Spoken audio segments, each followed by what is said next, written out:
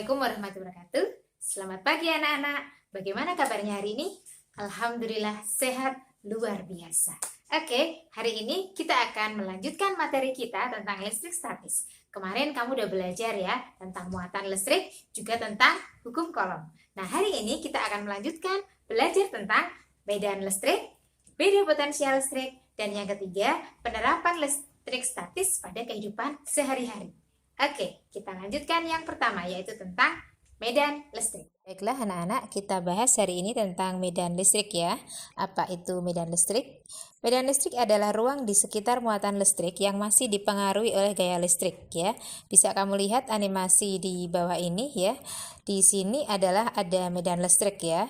Benda uji bermuatan listrik Q kecil ya. Ini didekatkan dengan benda uji Q besar ya. Benda yang bermuatan listriknya Q besar. Nah, di sini benda yang uji mendapatkan gaya, maka benda tempat di mana benda uji berada di dalam medan listrik bermuatan Q. Nah, di sini semakin jauh muatan Q kecil ya, maka kuat medan listriknya itu akan semakin kecil juga.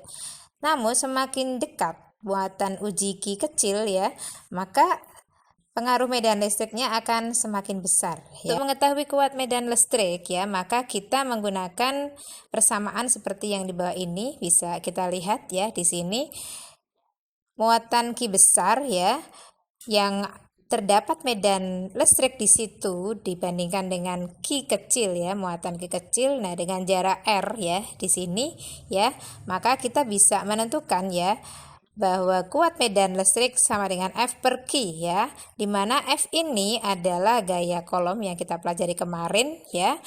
Nanti kalau pada soal terdapat yang diketahui konstanta, maka kita menggunakan ini ya.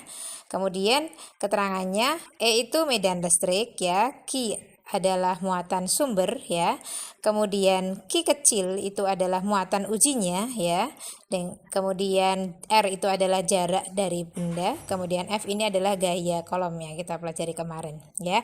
Baiklah anak-anak, kita sekarang latihan mengerjakan soal medan listrik ya. Di sini ada soal yang pertama. Gaya Coulomb yang dialami kedua muatan A dan muatan B itu adalah sebesar 3 kali 10 pangkat min 4 Newton ya. Jika besar muatan A dan B masing-masing sebesar 2 kali 10 pangkat min 6 Coulomb dan 1,5 kali 10 pangkat min 6 Coulomb, berapakah besar kuat medan listrik yang dirasakan muatan A oleh muatan B? Ya, kita langsung masukkan. Yang diketahui adalah F sama dengan 3 kali 10 pangkat min 4 Newton. Kemudian muatan A atau QA 2 kali 10 pangkat min 6 Coulomb, QB 1,5 kali 10 pangkat min 6 Coulomb. Yang ditanyakan adalah kuat medan listrik yang dirasakan muatan A oleh muatan B. Maka cara menjawabnya adalah kita masukkan persamaannya E sama dengan F per QA, karena yang dirasakan oleh muatan A ya anak-anak ya. Karena yang dirasakan muatan A, maka kita menggunakan Q-nya yang A ya. Kita masukkan sekarang ya. F-nya adalah 3 dikali 10 pangkat min 4. Kemudian Q-nya yang A 2 kali 10 pangkat min 6. 3 dibagi 2 1,5 ya. Kemudian 10 pangkat min 4 ya. Kemudian yang di bawah ini naik ke atas menjadi positif 10 pangkat 6. Sehingga hasilnya adalah 1,5 dikali 10 pangkat min 4 ya, ditambah 6 berarti 2 ya. Sehingga hasilnya 150 Newton per Coulomb. Ya, ini adalah besar dari kuat medan listrik untuk soal yang pertama. Nah, sekarang soal yang kedua ya, kita lihat di sini. Medan listrik yang dirasakan oleh muatan uji A terhadap muatan B sebesar 80 Newton per Coulomb. Ya, kita masukkan E-nya sebesar 80 N per C. Jika jarak kedua muatan tersebut adalah 3 cm, R-nya 3 cm, kita jadikan meter menjadi 3 kali 10 pangkat min 2 meter. Berapakah besar muatan B? Ya, yang ditanyakan adalah Q. Maka kita menjawab ya, kita menggunakan persamaan E sama dengan K Q besar per R kuadrat ya, karena yang diketahui di sini adalah muatannya, yang ditanyakan muatannya ya, yang diketahui adalah jaraknya. Ya, maka kita masukkan di sini karena yang ditanyakan adalah Q ya atau muatannya, maka kita buat persamaan yang lain ya yang masih menggunakan ini ya, E sama dengan K Q per R kuadrat. Kita cari Q-nya ya, dikalikan silang seperti ini ya. K kali Q dikali 1 katakanlah begitu, menjadi K kali Q sama dengan E dikali R kuadrat ya, seperti ini. Sehingga kalau mencari Q itu bisa sama dengan E kali R kuadrat dibagi K ya, sehingga kita masukkan di sini ya. Nah, sekarang kita masukkan. E-nya adalah 80 dikali R kuadrat ya. R itu 3 kali 10 pangkat min 2 kuadrat. Dibagi K-nya konstanta seperti kita ketahui. K itu adalah 9 dikali 10 pangkat 9 ya. Selalu tetap konstanta gaya kolomnya. Kita masukkan 80 dikali 3 kuadrat berarti 9 dikali 10 pangkat min 2 kuadrat berarti min 4 ya. Kemudian dibagi 9 kali 10 pangkat 9. Nah, ini 9-nya kita hilangkan, ini kita ke bawah ke atas ya. 80 dikali 10 pangkat min 4. 10 pangkat min 9-nya ke bawah ke atas menjadi negatif. 10 pangkat min 9 ya, sehingga 80 dikali minus 4 minus lagi 9 berarti 10 minus 13. Nah, karena ini 80 ya, kita bisa hilangkan nolnya menjadi 8 kali 10 pangkat minus 12 ya. Itu adalah hasilnya Q ya, yaitu besar muatan B sebesar 8 kali 10 pangkat min 12 kolom. Ya, ini adalah hasilnya. Gitu ya anak-anak ya. Nanti kalau ada soal yang lain ya, selamat mengerjakan. Semoga memperoleh kesuksesan. Kita bahas tentang garis-garis gaya listrik ya. Sekarang medan listrik digambarkan sebagai garis-garis gaya listrik ya. Kalau muatan positif, maka arah garis gaya listrik dia akan meninggalkan muatan ya, atau keluar dari muatannya. Sedangkan kalau negatif ya muatannya, maka arah garis gaya listrik itu menuju ke muatan ya, atau masuk ke dalam muatannya. Nah, apabila terjadi interaksi dari pola garis gaya listrik ya pada dua benda yang berdekatan, maka kamu bisa melihat arah panahnya, yang negatif itu menuju dan yang positif itu keluar atau meninggalkan. Nah, kalau positif-positif ya arahnya keluar dari muatan, dan negatif-negatif dia menuju ke muatan. Dan yang terakhir adalah kalau dia positif dan negatif, ini adalah model pola garis gaya listrik dengan yang digambarkan bisa seperti ini juga ya. Oke. Sekarang kita bahas tentang contoh dari beda potensial yang ada di alam, yaitu kilat atau petir. Kilat adalah kilatan cahaya yang muncul akibat perpindahan elektron antara awan dan awan atau antara awan dengan bumi ya. Kita lihat animasi di sini, ini adalah rumah tanpa ada penangkal petirnya. Nah, apabila ada petir menyambar, maka elektron yang sangat besar itu akan menuju ke rumah dan akhirnya rumah itu akan bisa menjadi rusak. Kenapa? Karena rumah memiliki hambatan yang sangat besar, maka ketika dilewati elektron dalam jumlah yang besar, maka rumah akan mengalami kerusakan. Artinya rumah itu akan tersambar petir ya, sehingga rusak. Nah, kalau rumah itu memiliki penangkal petir ya, itu akan menjadi berbeda ya. Kamu bisa melihat ini adalah penangkal petir yang kamu bisa melihat. Apabila ada petir yang menyambar ya, maka elektron yang sangat besar itu akan diredam oleh penangkal petir ya. Jadi dia akan menuju ke penangkal petir, kemudian diredam di underground ya, atau di dalam tanah, sehingga rumah itu tidak akan mengalami kerusakan ya. Karena di sini sudah ada penangkal petir yang ada dilengkapi di rumah tersebut. Nah, kemudian konsep di sini ya menunjukkan bahwa ketika rumah terinduksi oleh awan yang bermuatan sehingga atap rumah menjadi bermuatan positif, maka muatan-muatan negatif itu, awan itu akan mengalir dari awan ke bumi melewati penangkal petir. Karena penangkal petir itu terbuat dari bahan konduktor yang baik, maka ketika dilewati muatan listrik negatif dari awan, itu dia tidak akan menyebabkan kerusakan di rumah tersebut. Nah, sekarang bagaimana cara menghitung beda potensial listrik ya? Kamu bisa melihat dengan persamaan di bawah ini ya. Delta V sama dengan W per Q. Apa itu delta V? Delta V itu adalah beda potensial listrik ya. satuannya adalah volt, kemudian W adalah energi listrik, satuannya joule, dan Q adalah muatan listrik, satuannya coulomb. Sekarang kita bahas ya tentang contoh soal beda potensial listrik ya. Soal yang pertama, beda potensial antara dua titik pada kawat penghantar sebesar 9 volt. Berapakah energi listrik yang digunakan untuk memindahkan muatan sebesar 30 coulomb di antara dua titik tersebut? Diketahui ya, delta V-nya 9 volt, Q-nya adalah 30 coulomb. Yang ditanyakan adalah W atau energinya ya. Nah, karena delta V sama dengan W per Q, maka kalau mencari W sama dengan delta V dikali Q ya. Sehingga kita masukkan ya, W sama dengan delta V per Q ya, kita masukkan delta V-nya adalah 9 ya, dikalikan 30. Ya, sehingga kita tinggal mengalihkan saja ya. 9 dikali 30 adalah 270. Ya, karena energi berarti joule. Ya. Kita ke soal yang kedua, anak-anak ya.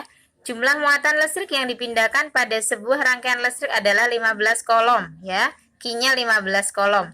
Jika energi yang dibutuhkan untuk memindahkan muatan tersebut ada dari ujung-ujung rangkaian listrik adalah 45 joule ya. Berapakah beda potensial antar ujung-ujung rangkaian tersebut ya? Jadi W-nya adalah 45 joule. Yang ditanyakan adalah delta V atau beda potensialnya. Kita langsung masukkan ya, delta V sama dengan W per Q ya. Kita masukkan W-nya sebesar 45 ya dibagi 15 ya. Sehingga hasilnya adalah 3 volt. Ya. Mudah ya aku ya. Berarti beda potensialnya sebesar 3 volt. Ya. Itu ya, semoga nanti untuk soal-soal selanjutnya bisa semua ya. Sukses selalu untuk semua anakku. Ini adalah tugas 414 ya, membuat ringkasan tentang medan listrik dan beda potensial listrik ya. Silakan nanti dikerjakan di buku tugas. Alhamdulillah, kita sudah belajar tentang bagaimana cara menghitung kuat medan listrik dan beda potensial listrik. Sekarang kita lanjutkan bagaimana ya penerapan listrik statis pada kehidupan sehari-hari. Diawali dengan kelistrikan pada sel syaraf manusia. Kita awali dengan membahas tentang sel syaraf atau yang sering disebut sebagai neuron. Sel syaraf adalah satuan kerja utama dari sistem saraf manusia. Ya, kamu bisa melihat pada gambar yang kamu perhatikan di situ ya. Jutaan sel syaraf itu akan membentuk sistem syaraf manusia. Perhatikan bagian-bagian sel syaraf pada gambar berikut ini.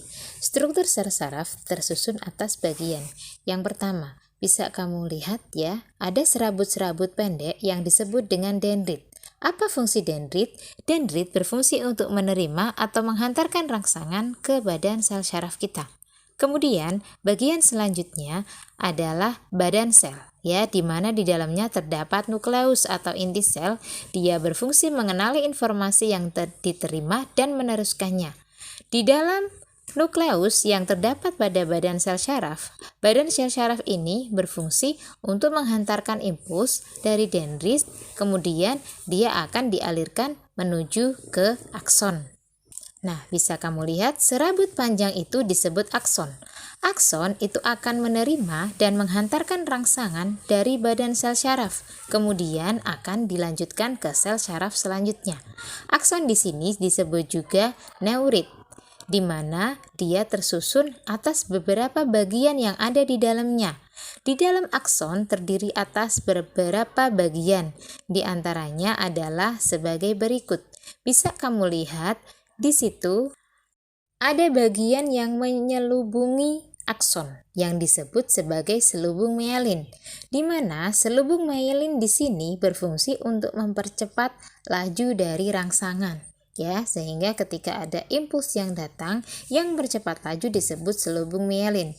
Kemudian ada sekat-sekat yang bisa kamu amati pada akson yang disebut nodus Ranvier. Nodus Ranvier di sini berfungsi untuk loncatan dari impuls saraf. Jadi dia juga mempercepat untuk sampai ke tempat tujuan, ya. Dia dinamakan nodus Ranvier karena ditemukan oleh Antonio Ranvier. Nodus Ranvier berdiameter 1 mikrometer. Bagian terakhir adalah akson terminal. Akson terminal di sini sebagai penerima rangsangan atau tempat pertukaran informasi. Pada bagian akson terminal itu terdapat bagian yang terakhir yang merupakan celah yang disebut sebagai sinaps. Sinaps di sini berfungsi untuk pertemuan antara neuron yang satu dengan neuron yang lain. Setiap sinaps menyediakan koneksi antar neuron yang memungkinkan terjadinya pertukaran informasi. Informasi ini ditukarkan dalam bentuk zat kimia yang disebut neurotransmitter. Kita lanjutkan pada mekanisme penghantaran impuls oleh sistem saraf. Bisa kamu lihat ya anak-anak, di sini adalah contoh seorang anak yang memegang panci yang panas. Pertama, impuls akan diterima oleh reseptor sensorik ya atau sel syaraf sensorik. Kemudian akan dilakukan stimulus ya, ada rangsangan, maka sel syaraf motorik kita akan melakukan gerakan. Sehingga apa yang terjadi? Maka anak itu akan menarik tangannya secepat yang dia bisa untuk melakukan gerak refleks. Gambar dari perjalanan impuls sel saraf bisa kamu lihat pada gambar berikut. Pertama, apabila kita terkena panas, maka neuron sensori mendeteksi rangsangan dan mengirim informasi panas pada interneuron di sistem syaraf pusat. Dari sana, neuron motorik mengirimkan respon dari sistem saraf pusat kita ke otot rangka di lengan. Kemudian, otot akan berkontraksi sehingga kita akan menarik tangan kita. Aliran impuls pada tubuh manusia ini disebut biolistrik. Tegangan atau beda potensial pada tubuh berbeda dengan listrik di rumah tangga. Kelistrikan pada tubuh hanya berkaitan dengan komposisi ion yang terdapat di dalam tubuh, bukan listrik yang mengalir seperti pada kabel listrik di rumah-rumah. Adanya rangsangan atau impuls yang kuat mengaktifkan pompa ion sehingga terjadilah pertukaran ion pada sel syaraf. Jika impuls telah sampai di sinapsis, maka neurotransmitter dilepaskan dari suatu sel syaraf yang mengakibatkan impuls diteruskan ke sel syaraf berikutnya. Neurotransmitter tersebut mengakibatkan muatan positif Na+ masuk ke dalam sel syaraf berikutnya. Saat muatan positif Na+ masuk ke dalam sel syaraf melalui membran sel, maka terjadilah aliran impuls. Saat impuls telah mencapai ujung sel syaraf, maka neurotransmitter akan dilepaskan kembali menuju sel tujuan. Demikianlah mekanisme penghantaran impuls listrik pada sel syaraf manusia. Sekarang kita pelajari tentang hewan-hewan penghasil listrik. Seperti manusia, hewan juga menghasilkan listrik sebagai impuls rangsang dalam tubuhnya untuk menanggapi rangsangan, dan juga untuk bergerak, berburu mangsa, melawan predator, atau bahkan untuk navigasi.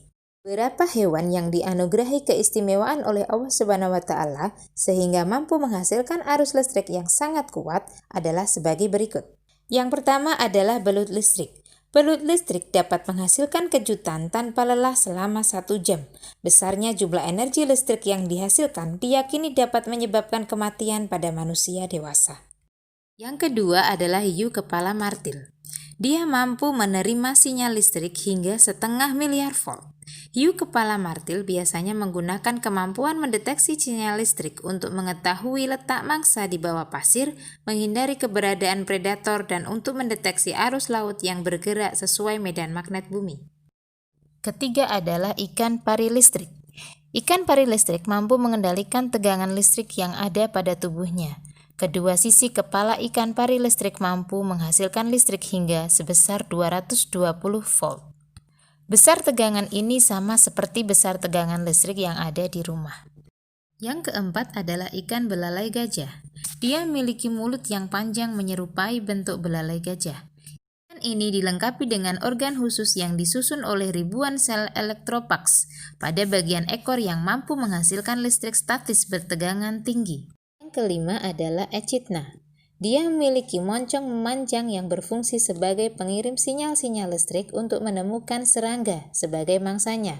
Elektroreseptor echidna terus-menerus dibasahi agar lebih mudah untuk menghantarkan listrik.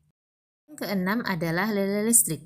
Lele air tawar yang berasal dari perairan tropis di Afrika ini memiliki kemampuan untuk menghasilkan listrik hingga sebesar 350 volt. Besarnya energi yang dihasilkan lele listrik sama seperti energi listrik yang diperlukan untuk menyalakan komputer selama 45 menit. Terakhir adalah penggunaan listrik statis dalam teknologi. Yang pertama adalah pengendap elektrostatis pada cerobong asap. Apa fungsinya? Fungsinya adalah membersihkan gas buang yang keluar melalui cerobong asap agar tidak mengandung partikel-partikel kotor yang dapat mencemari udara. Teknologi yang kedua adalah pengecatan mobil. Butiran cat mobil akan bermuatan listrik ketika bergesekan dengan mulut pipa semprot dan udara. Yang ketiga adalah mesin fotokopi. Menerapkan konsep optik. Mesin fotokopi juga menerapkan konsep listrik statis. Komponen utama pada mesin fotokopi yang menerapkan listrik statis adalah penggunaan tuner atau tempat bubuk hitam halus. Tuner sengaja dibuat bermuatan negatif sehingga mudah ditarik oleh kertas. Ini adalah tugas terakhir pada bab 4, yaitu 4.1.5 ya, tentang penerapan listrik statis dalam kehidupan sehari-hari. Silakan dikerjakan dalam buku tugas. Oke.